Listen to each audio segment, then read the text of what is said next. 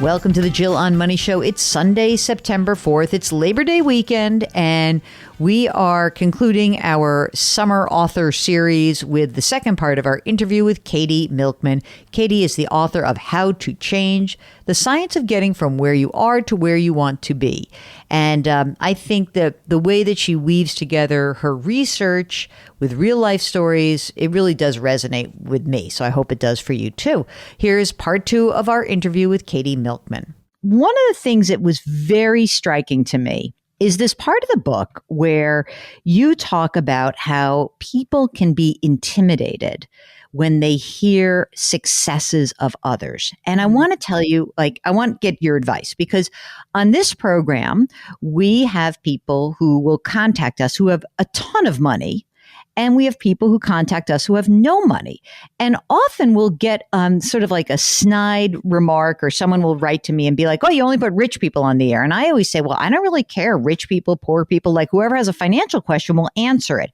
What is it about hearing about someone else's success that makes people feel bad and not really even think about well, that has nothing to do with me? Like, what is it that I can do better when I'm talking to these people to make them feel like, hey, it's all inclusive. Like, we'll bring everyone on the air. What can I do better? That's a really wonderful question. What you're talking about, it relates to research on social norms. So social norms are the behaviors we see others exhibiting that can be contagious. So I see everybody else is studying hard in my dorm, and it makes me likely to be a more studious freshman, for instance. And, other behaviors can be contagious too. I learned that a bunch of my friends went to a retirement savings workshop and they're all going to open 401ks. I'm a bit more likely to do the same. But the challenge comes when the people you're observing taking some action that you might not otherwise have thought to take yourself are people who feel out of reach. You can't relate to them. They seem impossibly successful or impossibly different. So the more we can relate to someone, the more we want to follow in their footsteps, and we recognize the information as valuable that they give us and imitable. I like it. So the more you can do, I think, to make those callers really relatable and highlight what's the same about all of us, what our common struggles are, even, by the way, like common demographic traits. Hey, they're from the same region. They grew up with a similar set of circumstances. Whatever you can do, it makes the person more relatable and feel more like you, tends to increase the likelihood we'll follow them. There's this really interesting study that was done. This is going to sound like a weird context, but this interesting study done with hotel towel reuse, trying to encourage people to reuse their towels by telling them lots of other people reuse their towels. And there were different messages tried about whether it was just lots of other people or lots of other people who are also citizens. The most effective framing was other people who literally stayed in the same hotel room, which seems like a funny basis for having a lot of identification, but people could identify, hey, oh, it really was a similar set of circumstances. So the more you can highlight that, the better. How do we keep people on track and not lose them in the process? I mean, I hate Fingerwaggers. It's like one of my pet peeves. I hate when people are like, you did this wrong, or you're spending too much money. I don't think that works, first of all. What is the positive way to reinforce the good behavior? There are a lot of positive things that we can do to reinforce behavior, and that is so important. That rewards after something good has happened are a big part of what helps form cycles of virtuous behavior. That's where habits come from, right? You consistently do the same thing and you get rewarded for it, and then it turns into a habit. So certainly, just cheering people on for their successes rather than finger wagging for their failures is likely to add value if you're trying to create those virtuous cycles. I also think we can put people on pedestals more. When one thing that research shows can be really valuable actually is asking someone who's facing a challenge but pushing through or attempting to push through to give advice to others on how to overcome the same kinds of challenges or reach the same kinds of goals.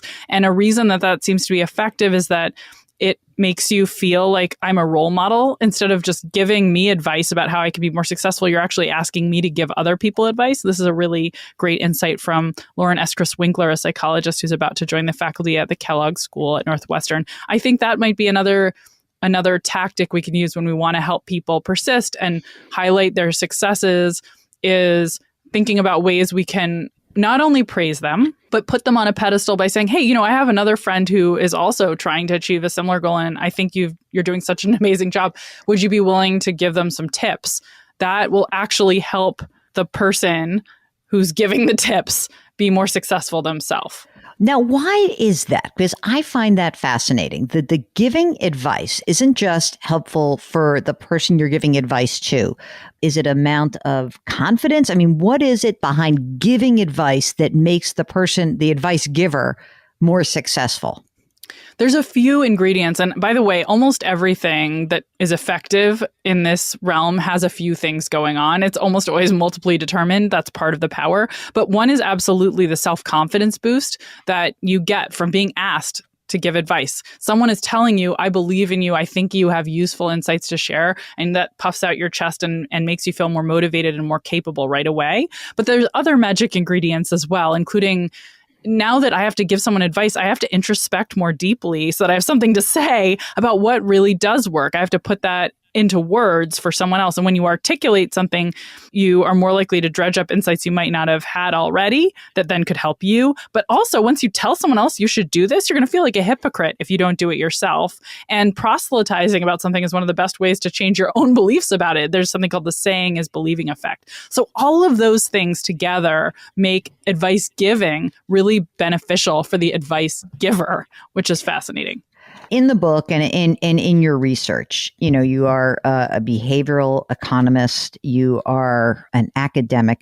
What surprised you in your findings that was counterintuitive that you never would have believed before you started actually researching that? I think the most counterintuitive finding from all of my work has been around the best way to form habits. And we did this experiment. I mentioned Google earlier. This was actually, I went back to Google and did this work with some of the folks I had talked to about the fresh start effect. And we were trying to figure out how to help employees form lasting exercise habits. Actually, after the start of a new year, lots of people want to form them, go to the gyms on campus. And we had about 2,500 people sign up. And we had this formula in our heads that we were sure would produce lasting change, which was get people to go in a really consistent manner at the same time of day, every day that they went for a month. And then we thought if we could just really motivate people to be consistent in that routine, that we'd create a sticky habit that would endure. And we compared getting people to go always at the same time to getting them to go in a more variable pattern, just as a test to see, maybe flexibility was valuable. We were pretty sure it was that consistency that would breed routine. So we had two groups, randomly assigned them. One group we got going to the gym 85% of the visits at the same time. The other group went at the same frequency, but in a more varied pattern. About half the visits were at the same time. And what we found in the end was that the group who had more variable visits actually created a longer lasting habit. So after the month where we're intervening and trying to control the timing of their visits ends, they keep going more. And it was really absolutely fascinating to figure out why. What we learned is essentially they'd formed really brittle habits if people were going to the gym at a really consistent time. So they actually went slightly more at that magic time they had identified when they had been going 85% of the time during our month-long program. But if they missed that magic window, say 7 a.m. being their best workout time, they were very unlikely to go. Whereas the other group had formed a more flexible habit. If they missed their 8 a.m. workout, they would go at noon. If they missed noon, they would go at 5 p.m. And that more flexible habit proved to be much more durable. And net, they went more. So that was probably the most surprising thing I found. To me, it makes sense in hindsight, but in foresight, I was sure that this consistency and routine would be absolutely critical to forming durable habits, and discovering the importance of flexibility was really interesting. Okay, that's it for our summer author series. We are back in the saddle this coming week, and we hope you have a good Labor Day. Hope you don't think too much about your money, but if you do, just go to jillonmoney.com, click the Contact Us button, get whatever is bugging you off of your mind, out of your head, and put it into our universe. We can help you out. Mark and I are both certified financial planners, and we really love talking to you directly about the things going on in your financial lives. So jillonmoney.com, the Contact Us button, that's your key to getting everything you would like. I hope you're not laboring tomorrow on Labor Day, and I hope that you do something nice for someone else today. Grit, growth, grace. Thanks for listening. We'll talk to you tomorrow.